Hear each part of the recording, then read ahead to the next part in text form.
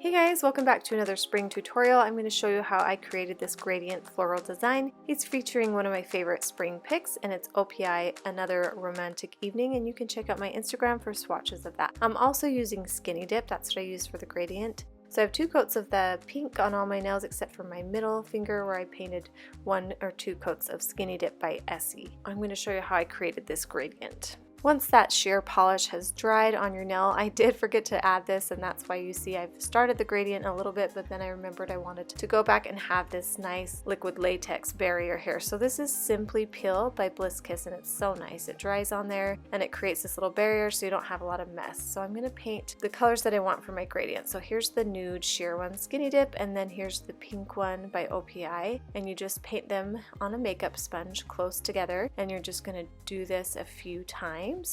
And then you're going to let that dry, and you're going to do the same thing, paint new polish on, and then come back and do this.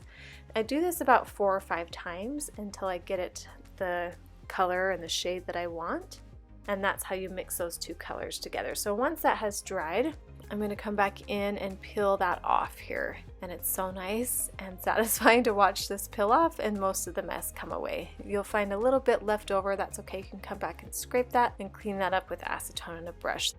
Now I'm coming in with my Winstonia striping brush. I'll have a link to all products I'm using down below, and I'm also using just white acrylic paint that you buy at the craft store. It's really nice to use because it doesn't dry as quickly as nail polish. The formula is a little bit thinner, so it's a little bit easier to work with. So as you can see, I'm painting on these flowers here. I did one portion of a flower at the base there, and then I'm going to do this detailed big whole flower here on this end. And that gradient does leave it a tiny bit bumpy, but it's not too bumpy, and everything gets smoothed out when you use that top coat. So just paint it on like this. It helps to look at a picture, a flower design that you like, and I just like to add little details and little dots here and there, and then I just make sure that it's balanced well on the nail. So I'm going to do one more on this side, just a little portion of it, and then I'll do one on the other side of the bottom as well too.